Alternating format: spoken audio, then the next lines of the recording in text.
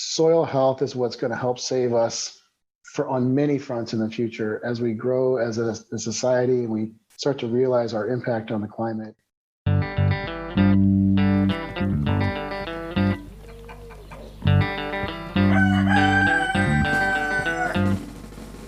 You've been listening to Tom Marrero of Wakefield BioChar. This is episode 74 of the Get in My Garden podcast, and I'm Aaron Moskowitz. Today we learned from Tom about the background and history of biochar, plus the research and background that led him to start his family business. For those of you excited for a composting-specific episode again, I promise that will come soon. So what exactly is biochar, and what can it do and what can it not do? Tom tells us all of this and why it is used for soil health and remediation. The last portion of our interview is about different types of biochar and the process of making it, and understanding the overall sustainability of biochar. Reach out to me anytime to connect at Get in My Garden on Instagram, or leave a note on the website, getinmygarden.com, or stalk me on Facebook. Also, if you do go to my website, it's pretty basic, but you can sign up for the newsletter easily there. I have barely sent anything, but I will send interesting articles and supplemental content, as well as news about Get in My Garden and promos whenever possible. So can you tell us a little bit about your business and your background? I'd love to. So Wakefield BioChar was actually, we started about 6 years ago, and the company was started with my twin brother, Tony, and myself, and then our father, who was just getting to the point of retirement as a chemical engineering professor at the University of Missouri. And so we felt like you can't have a retired professor hanging around doing nothing. So let's start a business, right? So he was very involved in green engineering. And so that was really helpful to kind of give us ideas. And as far as my background, I have a PhD in analytical chemistry from the University of Missouri. But my research was done in the 90s. Stanley Manahan was my advisor, and he actually did a lot of work with different types of chars, but specifically biochar was one of them. And he actually used the word biochar for the first time in a research paper back in the 90s. And that's really how it got coined the name biochar. It had been called many different things in the past, and it's been around for thousands of years. So I'm certainly not taking credit for the carbon material, but the name actually came from Stanley Manahan at the University of Missouri. How cool. Yeah, so that was my background with it.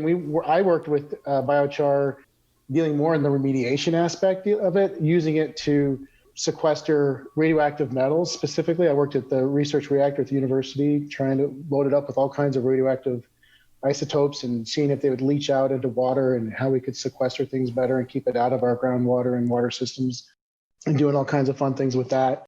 And so that was where I sort of came from. And then my father had actually worked a lot with coal log pipelines and other sorts of ways to be more environmentally sustainable and friendly with how we manage all kinds of materials. And then my brother is more of a marketing guy, and he's really into business and entrepreneurship and just a really good business sense to it. But he actually had a problem with a place in his yard where he couldn't get grass to grow. So my dad was like, well, why don't you try some biochar in there, throw it down and see what happens. And it actually helped his grass grow over a place where it hadn't been growing for years. And he tried all different things, and finally it worked. And so my brother was on board. He's like, this is a business. We've got to take this. That's awesome. We started Wakefield that way. Wakefield itself is, Tony made the name up. He said, let's find something that means something. So we're waking up a field. We're generating better soil health. And it sounds a little bit like a Midwestern farmer. And we're all from Totally. Missouri. So Wakefield was the name, Wakefield BioChar.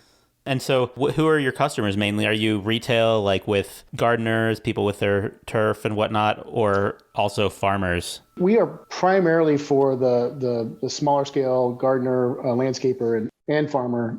That's our main focus. We do a lot of our stuff online through Amazon, our website, and other e-commerce platforms. There's a lot on Facebook about biochar in the different gardening groups.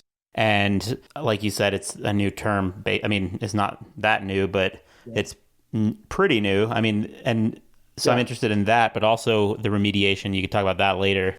Very interested. So as far as gardening is concerned, like biochar, it's a great thing, and it really is going to the past. It's been around for, literally thousands of years. It's, the Egyptians made it, and they used all kinds of things with it, and there's actually other things that come out of the process, like wood vinegar and other things they could use for embalming. Along the Amazon, there were millions of people that used to live in cultures that needed better soils along the Amazon, because the soil is very it's not good soil. It's very infertile. So they added these carbon material, and that corn could grow better and they could feed more people. And they realized when this char was made from their burning of things that it created a better soil. And so it's been around forever. But in gardening, it's really great because it's a natural way to increase the microbe activity in your soil, to decompact it, to make it airier for root growth. It holds water as well. It holds nutrients. It's one of those things that has that ability to keep the fertilizers and nutrition in your compost in the soil and not let it leach away as easily. And so that's where I think it's getting its notoriety right now. Yeah, I mean, the microbes, that's really front and center in a lot of people's gardening. I mean, there's a lot that we're learning about the soil food web and, all sorts of microbes. It's still very much, I mean, a lot of people, they don't understand soil chemistry, but it's something that you can add to any soil, right? And it's going to potentially fix problems that you have that you don't know that you have.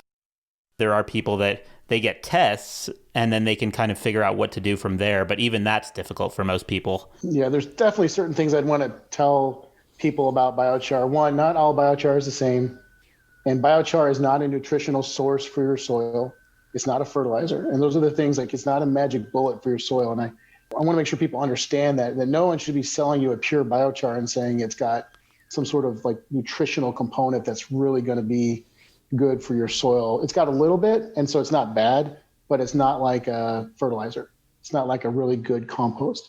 So what are the top things that it's doing? I understand that it's literally just a molecule. It's even a supplement that people take. I guess it wouldn't it be the same as someone taking charred coconut or something like that? Similar. So, it's like I'll call it a low grade activated carbon.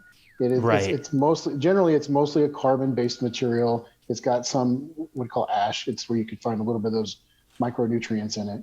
But what it really is doing for the soil is it's creating what we'll call a coral reef for your soil. It's creating a structure for that soil so that microbes have a place that they can thrive. Because in that space, the pores of the biochar are holding in nutrients, that's holding in water, and it's allowing microbes to live in a protected space. And so you can't want to, if you want to visualize something, just call it a coral reef for the soil. And that's where it takes clay soil, it makes it less compacted, and allows the soil to get healthier. Sandy soils, it's holding in those nutrients and preventing them from washing away. That's a good visual. And, for as far as sandy soil goes, I mean, that is one of the number one complaints that I've heard from people. I have a Facebook group, and I asked, what are the top problems that you're dealing with in your garden? And almost, that was like number 2, I think, sandy soils and how to fix it. So I guess, it's like they pour all sorts of things into their soil. And if you have a sandy soil condition and then you added biochar, how long do you expect that they're going to start noticing like a difference in the amount of water that it can hold and maybe microbial activity? So the amount of biochar I put in is important. We're going to recommend about 10% by volume in a sandy soil of biochar to hold it in. You're going to see the water issues managed almost immediately. The biochar itself is going to want to charge up. And so people get confused when they use those words. Biochar is activated because it's a thermal process. That means it has a lot of these great sites on it where things can interact and it can do its magic, but it's not charged up until it gets that nutrition in it and that water in it. And that happens naturally. So if you just put pure biochar into a sandy soil, you need to give it a couple weeks for it to get used to the soil and it starts to kind of absorb some of those nutrients. And it's not taking it away as much as it's holding it there. And eventually we'll re-release it to the soil microbes, and the fungi will be able to do their thing. And all of a sudden you get better root growth and better plant growth and things start to move forward. That's awesome. Yeah. Well, and then as far as the remediation goes, that's something that's kind of confusing too, because the mycologists talk about mycoremediation, but like once it's captured by the, I guess in their case, fungi, your case, the carbon, what happens to it? So in biochar, it's not, it's not a bioremediation by itself. It's actually a chemical interaction. So it's going to hold if there's a metal component like copper. Some people might complain. Let's say if you have copper gutters and there's copper somehow leaching into your soil, you don't like that. Or you just have metal in your soil that are heavier metals in your soil. There's going to be what's called a cation exchange. And generally what you see is like a calcium or magnesium that's naturally in the biochar is going to be replaced by that heavy metal that was in your soil. So their soil is going to get a magnesium and take away a copper. That's how it's kind of going to work. it allows it to sequester it, which means it's going to hold it in. But I tell people, and I try to be as upfront as I can, as transparent as I can with how people need to understand it's not a permanent lockdown of that metal, but it's certainly going to hold it there for a long time. And it's going to allow your soil to heal itself naturally and be able to deal with that. Unless you remove a metal from the soil, you're not going to get rid of it, right? And that's the same for radiation, isn't it? Yes, right. So that's exactly right. Yes. Yeah. Gotcha. So you've launched your products online and on Amazon. How have you seen that work? So Amazon was our, first there was our website. We just e-commerce platform, and that's where Tony he's an expert on that. And he was able to set up a very nice web page and everything for Wakefield. And I do encourage people to go there. We have all kinds of resources to learn about BioChar. Yeah, that's a beautiful website. Yeah, so that was our attempt. Now, Amazon was the next step, right? So Amazon is something where we try to get in there and get up that ladder of a popular item to sell. And we did. It just took a slow churn to try to get us up there and there. And what we've done is try to create packaging that are good for consumers. So if you're living in a big city, you don't necessarily want a cubic foot bag of biochar, but you're willing to grab a 1 pound bag of biochar, or, a 1 gallon bag of biochar, which is smaller. So we sort of specialized in getting smaller packages. And that's how we sort of developed a following in some of the bigger cities. And then for people who have raised bed gardens, we try to make it so that 1 cubic foot bag is really what you'd use for your raised bed garden, your 8x4. Okay, so super small little situation. And so how often would people be using your product? As a conditioner? So as a soil conditioner, the one thing about biochar is it doesn't really decompose over time. It's there for hundreds of years. So if you've got a fixed bed garden and you're not getting a lot of erosion, that 1 cubic foot bag of biochar will last you as long as you keep that soil in there. If you're replacing it annually, then you'd want to replace with biochar annually. Amazing. Yeah, when you're dealing with things like turf maintenance and maybe, or just your traditional gardens that are kind of along your yards that are not in planters, then really same sort of thing where you could do it maybe once a year, just do a top dressing or a topical application. You can try to get it raked into the soil, and it does move in and out of the soil vertically through, if you're in climates where you have a freeze and a thaw, and in other climates, it just will, if you're aerating and stuff as well, it'll get its way down into the soil just naturally through all kinds of different events that happen in them. Gotcha. And then I also saw something on your website about orchards and fruit trees. So how's biochar being used to combat some of the problems that people are having with fruit trees? So one of the things that we've received information on, and it's not something that, Wakefield didn't commission any of these studies. These were done by other groups like University of Florida, but they saw there's a citrus greening disease, which is just really destructive. But there's been studies that show when you add biochar to a nutritional source, you're healing the soil and you're generating a higher number of beneficial microbes that are basically beating back the bad vectors, the pathogens that are hurting the trees. And that's creating trees that are healthier and producing more yields. And so that was a big deal for us to see that. And so we're working with as much as we can to get biochar out there for citrus orchards. Another real quick example would be we're working in Wisconsin to try to deal with salt issues along the interstates. We're trying to work with on a pilot study where we're putting biochar around newly planted trees along the interstates, and to see if the biochar will help remediate against all that salt that's put down on the roads every winter in these northern climates, and to see if the trees can grow better. And so we're looking at that, and we think that's going to be a real positive experience. And we're mixing it with a compost. We're creating a nutritional source, but we're also creating a barrier with biochar around the root ball to try to absorb that salt before it overwhelms the roots. So it sounds like that'd be the perfect thing to be adding also if somebody's moving away from conventional agriculture, or they've been using certain conventional products in their garden and now they want to go very natural. I think it is. It certainly is a natural product. It's a what I'll call a pre-consumer waste wood. So it's wood that's not been used or sold to anyone. It's wood waste from mills and other places that has been converted to this carbon. So it's clean wood.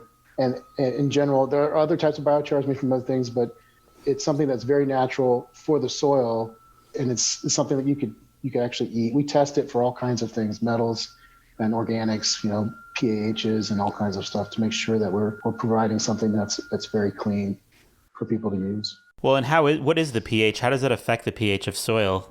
So the pH of biochars is always going to be a little bit basic. It's going to be generally the pHs of biochars are going to range between 8 and 10. Our pH is around 8.5 for our biochar. Some biochars could be more. That just means they have a lot more ash, probably a lot less carbon. If you have something that's more acidic, I'll generally say that's probably because of something they did during the pyrolysis, where they did something that would be additive or something else that caused the pH to go lower. It's generally not common for that to happen for biochar to be acidic. Even neutral, pH of 7 is not generally common. But Gotcha. if you have an acidic soil and you need to bring the pH up just a little bit, that's great. It's not really meant, it's not a lime, it's not meant to move pH around. But just so people know, it's not acidic. And now how did you, your type of biochar, how did you settle on the type that you're working with?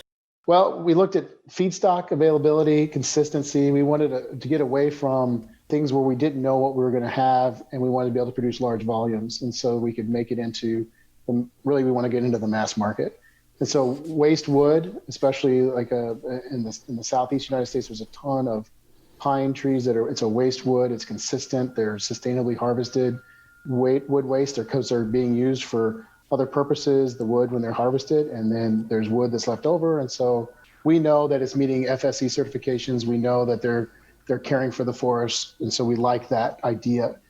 There's other ways to get it, but we feel like that's a very consistent way to provide a product so that when you buy our stuff, whether you're in Maine, California, New Mexico, or Florida, you're getting the same product that we have. I'm kind of the belief that you could tell people exactly how to do it by themselves, and most of the time they're just going to go and buy your product anyway. So, yeah. I mean, I've seen people online talking about how to do this by themselves, but I highly, highly doubt that most people listening are going to want to do that. So would you tell us, the simple process of how it is made and the temperatures required? So the pyrolysis, so the small scale stuff is generally you have small stoves or kilns, and you have to basically create a fire, but that eventually turns into something where it's called pyrolysis, is where you're heating the wood without oxygen. And what that does is there's really no more smoke.